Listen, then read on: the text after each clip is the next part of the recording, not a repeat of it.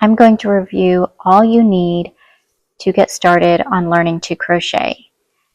We will review the best fibers to use, hooks, and that way you can grab your materials and we can get started on learning to crochet and creating your very first project.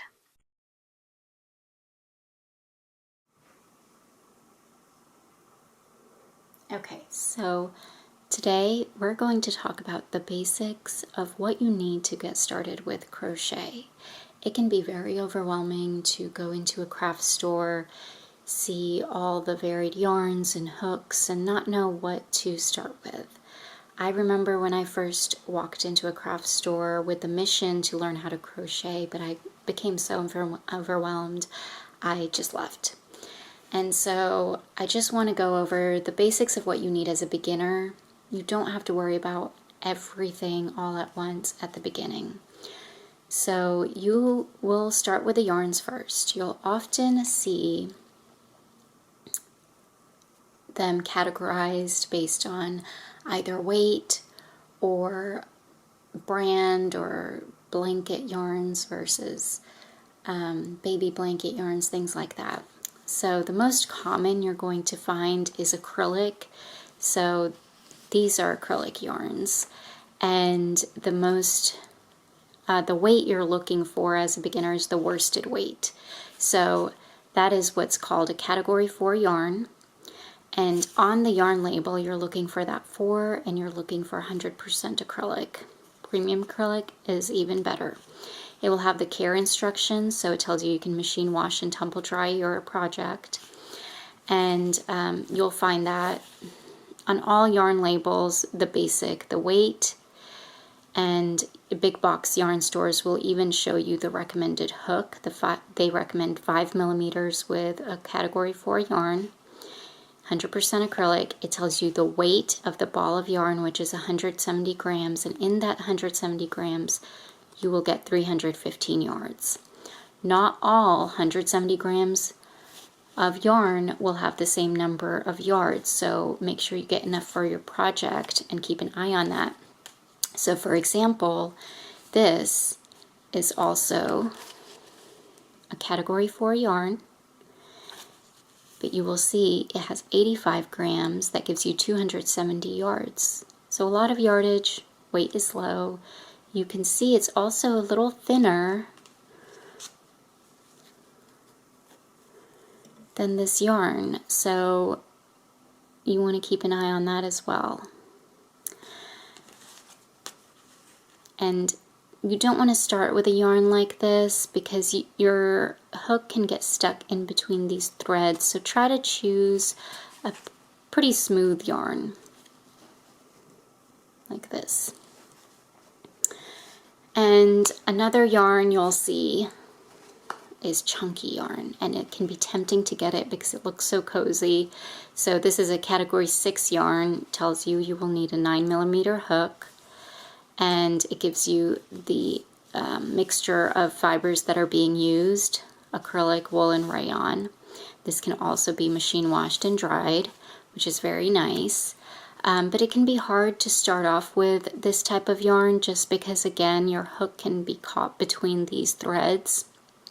It's also more difficult to see your stitches, so when learning how to identify stitches, this is not ideal. And then another fiber, so you'll see all types of synthetic and natural fibers. You'll see wool. Wool can be tempting to work with initially, but it can be harder. The acrylic goes smoother on a hook, and it's easier to start learning how to, gain that muscle memory before you go into other fibers and types of yarn. But here's an example of also a worsted weight yarn, but it is made of wool.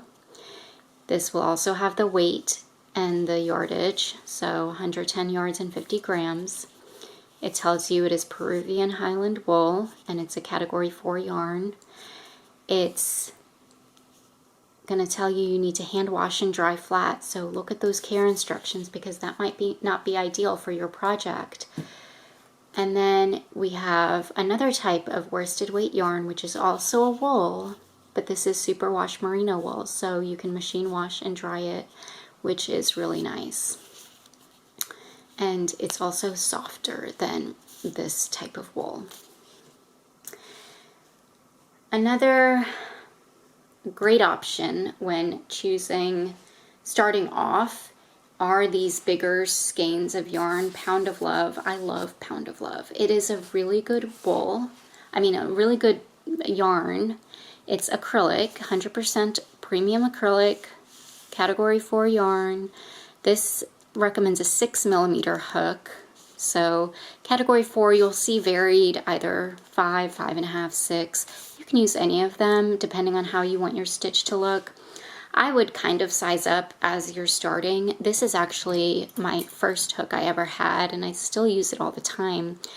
And I think it's a 6.5, but it helped me, you know, have a looser tension on my chains when I was starting out.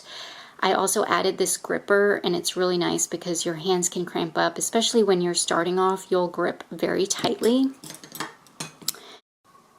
Okay, so now let's talk about hooks. You will see various hooks. You only really need one to get started. Usually the recommended is around a 5 or a 6. This is a size 5, and you can see that the 5 means millimeters. Some people will look at the letter and number, which is the US sizing, but that doesn't make sense to me. It's a random number to me and a random letter. But as the hook size goes up, that number and letter will go up and the millimeters will go up.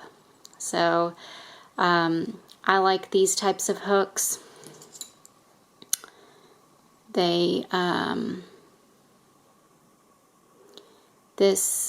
You want to look at also how curved or pointy the top of that hook is, because that's what's going to help you get into a stitch.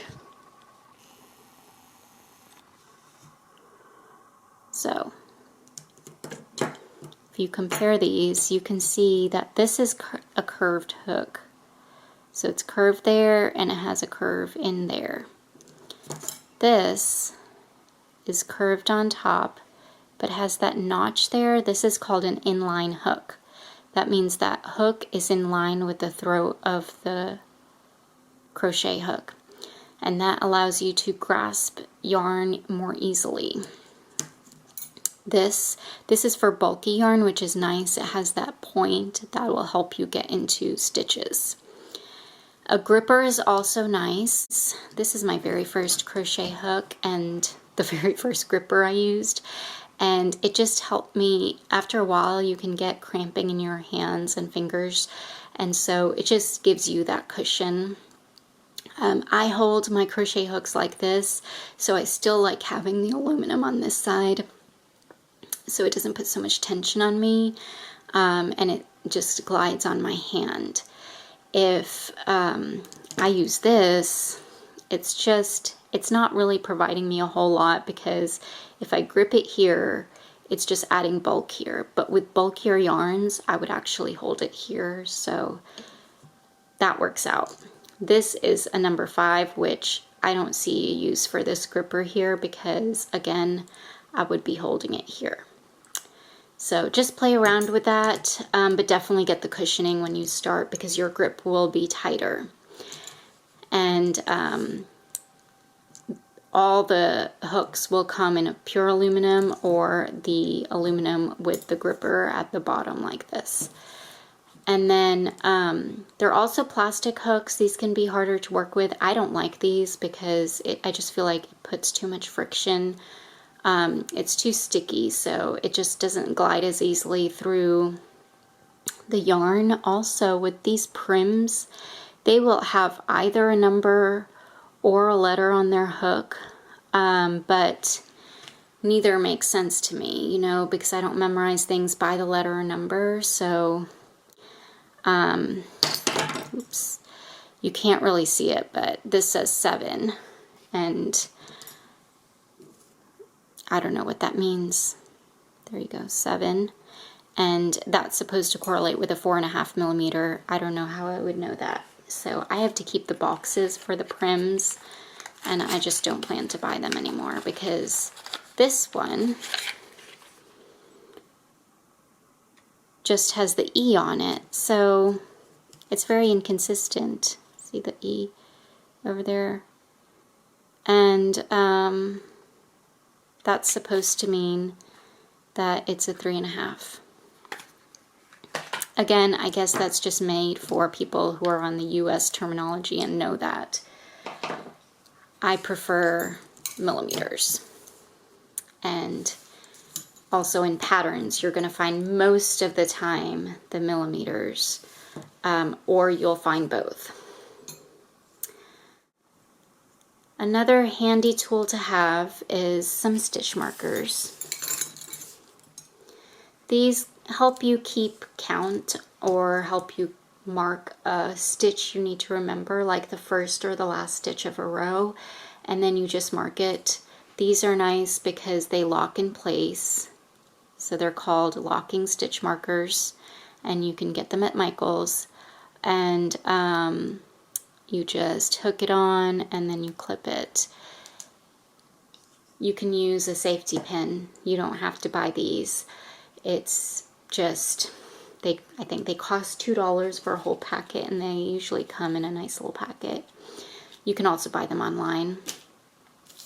Another good thing to have is some measuring tape, or you can measure out a piece of string or something if you want, but it's nice to have measuring tape when you want to measure garments or measure whether you're staying on track with your rows and gauge.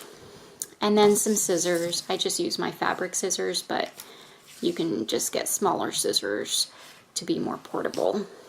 And then tapestry needle.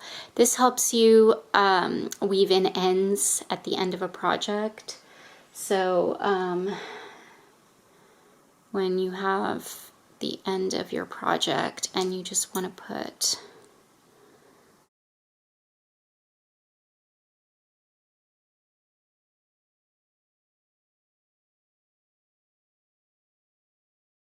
So I don't really obsess too much about it. I'll try to show you. This is wool yarn, so a little more difficult to weave without splitting some of that yarn, but there you go. And you can see it just hides that end piece. When I was beginning, I just got this tiny hook, which is a 3.75 millimeter crochet hook, and I use that to kind of wiggle through stitches and feed my tail end of the yarn through. I also, as a beginner, made sure all the tail ends went to a corner or a side, and then I would tie knots um, um, between all the tails, so none of them were going anywhere anyway. So just go explore your yarns and hooks, grab a ball of acrylic yarn, grab a hook, and I'll see you in the next video.